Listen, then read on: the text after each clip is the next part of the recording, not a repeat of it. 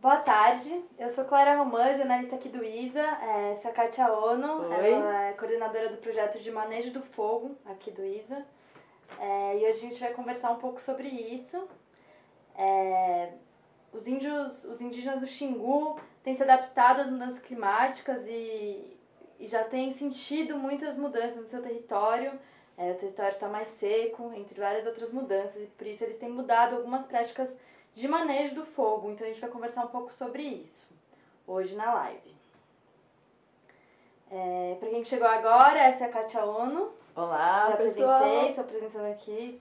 E se você tiver alguma pergunta no fim da live, a gente pode responder, então manda nos nossos canais. Enfim, a gente semana passada teve as chuvas aqui em São Paulo, né? Que foram uma das chuvas maiores para o mês de fevereiro. Teve os incêndios no Brasil, na Amazônia, no passado, que também chocaram o mundo inteiro, imagens que rodaram o mundo inteiro. Teve os incêndios na Austrália. Semana passada também os termômetros bateram mais de 20 graus na Antártida, que também foi um recorde. Ou seja, a gente já está vendo aí as consequências das mudanças climáticas, né? Da crise climática, estamos já bem evidentes. Os povos indígenas já estão sentindo esses efeitos faz muito tempo e eles já estão se adaptando. Então a gente vai falar um pouco sobre isso hoje. Então vou começar a fazer algumas perguntas aqui para a Kátia. Primeiro, queria te perguntar um pouco sobre quais são essas mudanças que os povos indígenas já estão sentindo no meio ambiente, quais são elas e quais são os motivos dela. Não é só as mudanças climáticas, tem a ver com o desmatamento do entorno. Então, queria que você falasse um pouco sobre isso. Sim, então, como você já falou, as percepções indígenas são de uma escala gigantesca, né? Eles veem mudanças no ciclo de chuvas, né? Diminuição do ciclo de chuvas, por exemplo, ou ampliação do ciclo de chuvas em outros momentos, né? Não padrões, né? De cada época do ano, não padrões há 10 anos atrás, não padrão há 20 anos atrás, e se modificaram muito recentemente, assim, desde os anos 2000, que os indígenas do Xingu indicam como o momento de grandes mudanças. Então, ressecamento do rio em época diferente, né? Mudanças nos sinais da natureza, que são sinais que eles chamam de calendário. Então, o tempo da chuva mudou de lugar e os sinais que eles recebiam para indicar desincronizaram. Então, por exemplo, era a floração do ipê, e aí a floração do ipê não está mais correspondendo ao mesmo período em que eles viam a desova do tracajá, por exemplo, né? E aí eles veem essa desincronização desses sinais. Por exemplo, o ressecamento da floresta é indicado também pelo sumiço de várias espécies de insetos, né? A mudança de populações de várias espécies, tanto da floresta quanto da fauna e da flora, né? Então, além dos insetos, eles veem o aparecimento de espécies que também não eram ali do interior da floresta, e vem esse aparecimento de outras espécies, como a ema, que vai para o interior da floresta e que antes eles não viam, né? O estouro na população de queixada, catitu, que estão atacando as roças, vários indicadores de mudanças ambientais, né? E essas mudanças também têm a ver com o desmatamento do entorno, como que eles atribuem uma conjunção de fatores, né? Esse marco dos anos 2000 é muito forte para eles, né? Esse indicador de que a floresta estava ressecando e o ápice do desmatamento do entorno do território. Então, acho que é comum para todas as pessoas perceberem que se você está dentro da floresta está mais fresco, se está fora, no descampado, vai ficar mais quente, e as florestas sofrem esse efeito que na biologia se chama de efeito de borda, né? Na história da fragmentação florestal, é um efeito que vai para dentro da floresta. Então, na medida em que a floresta foi reduzindo, esse efeito de borda aumentou sobre o interior da floresta, né? Então, o desmatamento é um forte elemento, é um forte fator de mudança da condição climática, microclimática da floresta, segundo os indígenas, né? E ao mesmo tempo eles veem essas mudanças no ciclo de chuvas que parece vir de outros lugares também, né? Então, é uma conjunção, não é uma coisa única, mas o desmatamento é o elemento mais visível, né? Se você olhar o mapa do Xingu, você consegue ver o quanto o desmatamento foi se intensificando. Agora não dá mais, né? Porque só o território está ilhado, mas é isso. Daí, em relação ao fogo, qual que é o impacto disso? Assim, a floresta está mais seca e aí as práticas de fogo que eles tinham tiveram que mudar? Como é que foi isso? Tiveram que mudar, né? Eles utilizam o fogo para muitas atividades, né, dentro do Xingu. Seja para produção de alimento, né, de fazer a roça de corte e queima, que é conhecida aí na Amazônia, né? Também aqui na Mata Atlântica é uma atividade que até ainda existe, né? Numa situação de floresta grande, né? Quando a floresta é grandona e você faz um furo dentro da floresta, colocar fogo numa roça dessa não tinha um efeito ruim, porque você tinha um abafamento do fogo pela própria umidade da floresta, né? Na condição atual é diferente, né? O andamento do fogo ficou mais veloz e mais perigoso por conta desse ressecamento da floresta, né? Da perda de umidade da floresta, que derruba muito material no chão e, se ressecado, vai promover o andamento disso. Então, como eles diziam, o fogo não andava tanto antigamente. Hoje em dia o fogo anda porque a floresta está mais seca. Então, eles estão vendo que necessitam rever essas atividades. No caso da roça, por exemplo, eles estão mudando horários de queima. Esse tempo de queima que estava ligado ao sinal da natureza lá atrás, a floração do ipê, a desova do tracajá, a chegada da chuva, né? Como isso tudo está desincronizado, eles estão tendo que reestudar esses sinais, recombinar esses sinais para poder dizer, agora eu posso queimar. Então, o que a gente vê, a gente está descobrindo muito recentemente, eles mudaram tempos de queima. Antes eles queimavam quando a chuva estava chegando, né? Eles tinham certeza de que a chuva ia cair e podiam pôr fogo sem muita segurança, né? Como eles não têm muita segurança agora, eles estão levando isso para queimas pós-chuva, né? E isso é muito... É uma adaptação muito forte para eles, porque eles também correm riscos de não conseguir produção de alimento. Então, para garantir também a produção de alimento, eles estão indo atrás de espécies cultivares agrícolas deles que consigam estar regulados a uma outra condição de queima. E isso é muito interessante porque isso é gerador também de riqueza de agrobiodiversidade que esteja adaptada a essas novas condições ambientais, né? Então, antes eles não precisavam de uma variedade de mandioca que suportasse seca. Hoje eles estão procurando variedades que resistem à seca. Mas existem anos que chovem muito, então eles também têm que estar preparados para reconhecerem mandiocas que eles podem plantar em períodos de chuva, né? Que a rama não apodreça em períodos de chuva. Então, isso leva a uma procura de outros cultivares que é muito interessante, né? E isso nesse sentido, pensando numa questão de crise climática, né? A gente aqui na cidade, né, os não indígenas, eles, quando tem as catástrofes climáticas, o impacto é muito grande. E não que lá não seja, mas na floresta, os povos da floresta, os povos indígenas, parece que estão conseguindo se adaptar melhor, né? O que a gente pode aprender com isso? Enfim. De fato, né, a proximidade com a natureza traz uma grande diferença, né? A sua capacidade de saber o que a natureza vai te dizendo, né, tem a ver com esta sensibilidade. Então, para você estar sensível às condições da natureza, precisa conviver, né? Precisa dialogar com a natureza, né? Acho que o que eles mostram, né? Por exemplo, essa situação que a gente está assistindo há uns 10 anos praticamente, que tem a ver com os incêndios florestais, num primeiro momento foi um susto muito grande e quase que uma reação de impotência deles.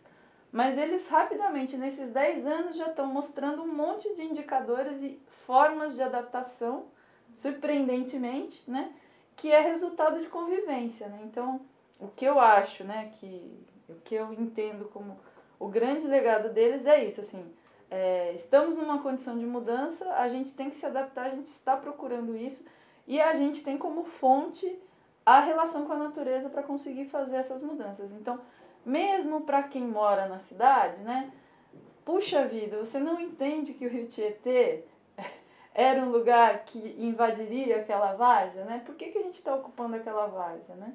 Por que a gente abarrota aquela várzea de lixo ou de outras coisas e que depois vão voltar? É uma simples observação, né? A gente também consegue perceber que se você botar floresta num lugar, aquele lugar vai ficar mais fresco. A gente está falando de aquecimento global, por que você não põe sombra, né? Por que a gente não vai... É simples, né? São sensibilidades que qualquer ser humano pode ter. E eles se dão... eles se deixam, né? Eles compreendem esse diálogo, essa relação e respondem a isso. E talvez nós, mais urbanizados, mais distanciados dessa relação, a gente não admite que isso tem uma força mesmo, né?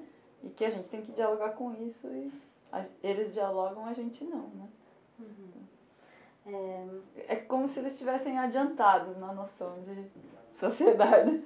Uhum. Uhum. E já admitindo também com muito mais... Enfim, ainda tem uma certa demora por parte de políticos, enfim, de aceitar mesmo que essas mudanças existem e que a gente precisa reagir a elas e conversar com elas também, né? São várias escalas de atitude, né? Eles fazem opções políticas também, né? Inclusive, né? Você tem um povo, você tem um indivíduo que identifica, você tem a sua comunidade que identifica, você tem toda uma sociedade que identifica isso e faz acordos internos dentro de um território para que aquilo possa existir em alguma condição de equilíbrio, né? Se a natureza mudou, se a paisagem mudou, né? A gente está buscando um outro estado de equilíbrio. Eles vão atrás desse estado de equilíbrio, tanto nas relações sociais quanto na prática, né? Uhum. No Xingu foi diferente, né? Não pegou fogo. Uhum. Justamente por causa desse trabalho. Eu queria que você falasse um pouco isso. A gente vem trabalhando há um pouquinho mais de 10 anos, né?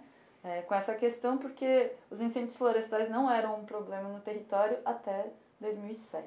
Né? Então é muito recente na vida deles essa condição. Mas ao a gente assistir esse susto, né? Esse estado de impotência momentâneo, né? Vamos dizer, fomos atrás de saber como é que a gente consegue inverter isso. Então a gente começou a trabalhar com aldeias que a gente já tinha mais relações, reconhecíamos mais as ações de manejo de recursos naturais que eles tinham, reconhecíamos mais os códigos de organização social e a gente inspirado, houveram muitas inspirações, né, vindos da Amazônia, né, e a gente foi atrás de descobrir entre eles que práticas existiriam e que poderiam ser revistas, que levariam ao controle do fogo, né? E eles foram indicando várias coisas, né? Intervenções que a gente, detalhando uma atividade, por exemplo, a colheita do mel, né? Colheita do mel na floresta implicava em uso de fogo, uma fogueirinha para conseguir fazer fumaça para segurar as abelhas e eles conseguirem retirar o mel. Então, eventualmente, esse foguinho que eles fizeram podia promover um incêndio. Mas uma pequena intervenção de cuidado com aquela fogueirinha que eles fizeram poderia segurar o incêndio, né?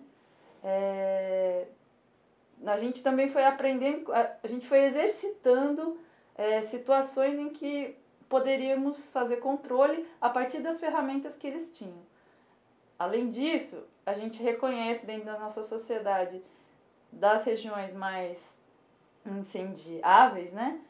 Já existe tecnologia de controle e para algumas situações apresentamos também, né, instrumentos, ferramentas de baixo custo que pudessem ajudá-los no manejo do fogo, né?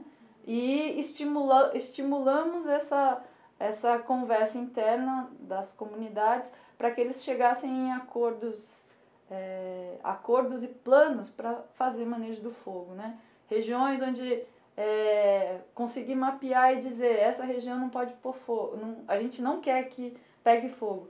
Existem muitas paisagens que são manejadas com fogo, então significava a gente não pode parar o fogo, mas está perigoso, então a gente vamos descobrir dispositivos juntos que possam ajudá-los a controlar o fogo nesses ambientes, né?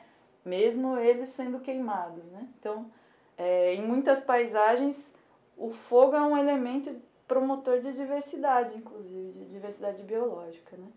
Então,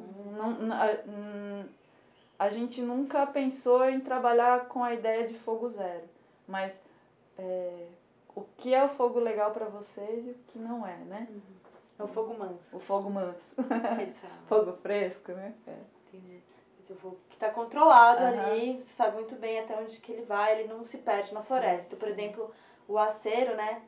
Que é essa, enfim, se você puder explicar um pouco o que é. Acho que quem conhece um pouco, o agricultor, né? O pessoal que trabalha com controle de fogo conhece o acero, que é a simples limpeza, retirada de material que pode pegar fogo do entorno daquele lugar em que você vai queimar, né? Dentro da floresta, são trilhas dentro da floresta em que você corta o caminho possível de deslocamento do fogo, né? É praticamente isso. Dentro da floresta é um anel, no caso da roça, por exemplo, ou do sapezal, é um anel no entorno em que você impede que o fogo se desloque, que é retirando esse material que pode queimar, né? E seu acero, ele virou uma prática muito utilizada entre várias aldeias, né? Trabalhar em mutirão é uma coisa também que ganhou mais força, né? Dentro dessa organização social, os mutirões começaram também a ser utilizados para a queima de roça, né? E aí também existe uma articulação. A gente fez um trabalho de conseguir articular as comunidades com as brigadas oficiais que são responsáveis que têm competência para fazer combate de incêndios florestais também, né? São os brigadistas. São os brigadistas oficiais, né? Que aí, se por algum acaso um fogo sai do controle, eles estão ali para apagar. Tá, legal. Tem mais algum outro exemplo legal de manejo do fogo que você queira comentar? Algum tipo de prática que foi alterada, enfim? Existem, tem uma região do território Xingu em que eles fazem casas, aquelas grandes casas que muitas pessoas devem ter visto, de festas de Quarupi, que são todas feitas de sapê, que é uma espécie de capim macio e que ele surge, né, na paisagem a partir das roças, né? Ele faz parte do agrossistema e que precisa ser manejado com queima, né? Nessas regiões, os sapezais são muito extensos e durante um bom tempo eram os deflagradores de grandes incêndios no território. Mas existem comunidades que estão estudando outras formas, outros momentos de achar o ponto de conseguir queimar com segurança e dar qualidade para o sapezal, né? Então a gente identificou isso entre as comunidades, novas tecnologias, novas práticas ou reatualização de práticas que deem um bom resultado, né? Não há como não queimar, porque realmente é uma espécie que é dependente do fogo, ela é muito estimulada pelo fogo. Né? Queimar o sapê significa uniformizar o sapê num tamanho bom, para que ele esteja numa época boa. Existe uma relação cultural muito grande, né? Assim, entre para construir a casa e colher o sapê, você tem momentos exatos, né? Então, você levar a maciez, você conseguir levar a maciez para conseguir dobrar, levar um tamanho bom, conseguir eliminar pragas para que a casa dure mais, né? É uma composição de situações e eles estão fazendo isso, ou estão substituindo matéria-prima para fazer, né? Então, isso é um exemplo interessante. Que a gente precisa melhorar a descrição, mas que já vem surgindo como bons testes de adaptação e de manejo do fogo. Legal. Fora do Xingu, em outros lugares da Amazônia, você destacaria algum outro tipo de manejo que você conheça, que é interessante falar? Enfim. Fora, em outra terra indígena, né, entre os Xavante, esses povos mais da região de Cerrado, né, não só os indígenas, mas existem, né, retireiros, não os beiradeiros, retireiros, comunidades quilombolas da região do Cerrado, existem várias práticas, inclusive relacionadas a pastoreio, né, a pecuária, em que existe manejos tradicionais do fogo e que muito recentemente estão sendo descritos como benéficos para aquela paisagem. Há grandes discussões, há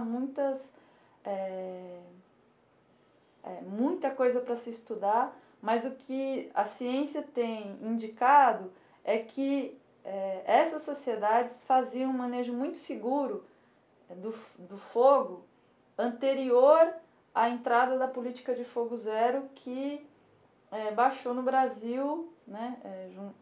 É uma política quase de ordem mundial para controle de incêndio no mundo e que caiu no Brasil, mas caiu reprimindo essas atividades tradicionais, mas que de fato eram muito interessantes do ponto de vista do controle do fogo, que foram reprimidas e que se verificou muito recentemente de que a não prática, né, a repressão dessas atividades tradicionais acabaram causando mais impactos negativos agora nesse ciclo de tempos mais secos, né, nesse ciclo de mudanças climáticas, né, se verificou que se tivesse seguido talvez essas práticas tradicionais, a gente teria melhores resultados no controle dos incêndios do que se a gente tivesse do que ter evitado o uso do fogo, né?